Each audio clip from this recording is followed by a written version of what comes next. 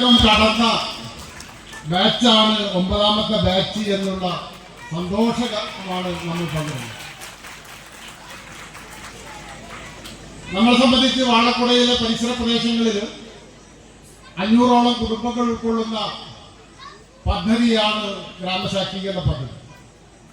ആ പദ്ധതിക്ക് വേണ്ടി അതിന് തുടക്കം കുറിച്ച് അതിൻ്റെ എല്ലാ കാര്യങ്ങളിലും ഇടപെട്ട് അതിനുവേണ്ടി തൻ്റെ വരുമാനത്തിൻ്റെ ഒരു വിഹിതം മാറ്റിവെച്ചുകൊണ്ട് തൻ്റെ നാടിനെ വിദ്യാഭ്യാസപരമായും സാമൂഹ്യപരമായും സാംസ്കാരികപരമായും ഉയർത്തിക്കൊണ്ടുവരിക എന്ന ലക്ഷ്യം വെച്ചുകൊണ്ട് അതിനുവേണ്ടി പ്രവർത്തിക്കുന്ന നമ്മുടെ പ്രിയപ്പെട്ട ചെയർമാൻ, ആ ചെയർമാന്റെ ആ ഉദാര മനസ്കത, ഈ നാടിനോടുള്ള സ്നേഹം, ഈ നാട്ടുകാരോടുള്ള സ്നേഹം, അതാണ് നമുക്കൊക്കെ കിട്ടുന്ന ഏറ്റവും വലിയ പ്രചോദനമെന്ന് സൂചിപ്പിക്കാൻ ഞാൻ അവസരം വിനിയോഗിക്കുക.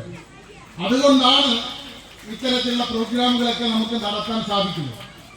ഏതായാലും അത് വൃഥാവിലായിട്ടില്ല. അത് ഓരോ വർഷവും അതിൻ്റെ ഫലം, അതിൻ്റെ നേട്ടം നമുക്ക് കിട്ടിക്കൊണ്ടിരിക്കുകയാണ്. മുൻ വർഷങ്ങളിൽ 2, 3, 4, 5, 6 വരെ ഫുൾ എ പ്ലസ് നമുക്ക് കിട്ടും. പക്ഷെ ഈ വർഷം അത് 11 ഫുൾ എ പ്ലസ്. അതോടൊപ്പം പരീക്ഷ എഴുതിയ കുട്ടികൾ മുഴുവൻ മോശമല്ലാത്ത 9 എ പ്ലസ് കിട്ടിയ കുട്ടികൾ, 8 എ പ്ലസ് കിട്ടിയ കുട്ടികൾ, അതുപോലെ എന്തായാലും +1 അഡ്മിഷൻ കിട്ടുന്ന രീതിയിലേക്ക് നമ്മുടെ മക്കൾക്ക് എല്ലാവർക്കും മാർക്ക് കിട്ടി എന്നുള്ളത് ഒരു വലിയ നേട്ടമായിട്ടാണ് ഞാൻ കരുതുന്നത്. മുൻകാലങ്ങളിൽ പഴയ കാലത്ത് നമ്മുടെ നാട്ടിന്റെ അവസ്ഥ നമുക്കറിയാം.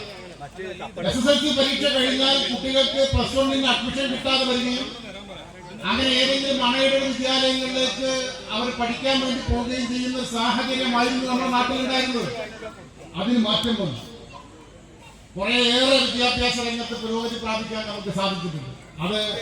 അതിന് സഹായകമായത് ഈ മാർഗദീപം പദ്ധതിയുടെ കോച്ചിങ് സെന്ററുകളും അതോടൊപ്പം തന്നെ കിൻഡർ ഗാർട്ടൻ തുടങ്ങിയിട്ടുള്ള നമ്മുടെ വിദ്യാഭ്യാസ മേഖലയിൽ ചെലവഴിക്കുന്ന അല്ലെങ്കിൽ അതിനുവേണ്ടി പ്രവർത്തിക്കുന്ന പദ്ധതികളുമാണ് എന്ന് സാന്ദർഭികമായി ഞാൻ സൂചിപ്പിക്കുന്നു. ഞാൻ കൂടുതൽ കാര്യങ്ങളിലേക്ക് പോകുന്നില്ല.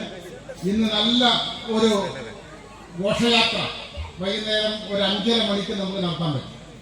ആ ഘോഷയാത്രയിൽ ഞാൻ കണ്ട ഏറ്റവും വലിയൊരു മേന്മയായിട്ട് എനിക്ക് തോന്നി, അതിന്റെ മുന്നണിയിൽ അതിനെ ശൃംഗാരിമേളം എന്ന കലാരൂപം അതിവിടെ അവതരിപ്പിക്കപ്പെട്ടത് നമ്മുടെ നാട്ടിലെ സ്ത്രീകൾ.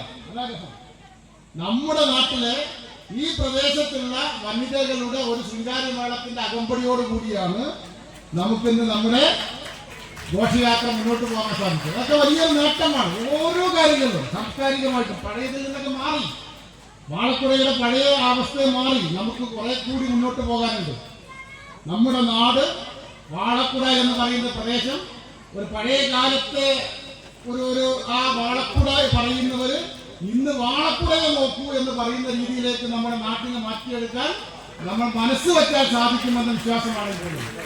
IAS-കാരും അതുപോലെ തന്നെ സാംസ്കാരികമായിട്ടും ഉയർന്ന ഉദ്യോഗ തലത്തിലുള്ള വ്യക്തിത്വങ്ങൾ നമുക്ക് ഈ നാടിൽ സംഭാവന ചെയ്യേണ്ടതുണ്ട്. അതൊക്കെ നമുക്ക് സാധിക്കും.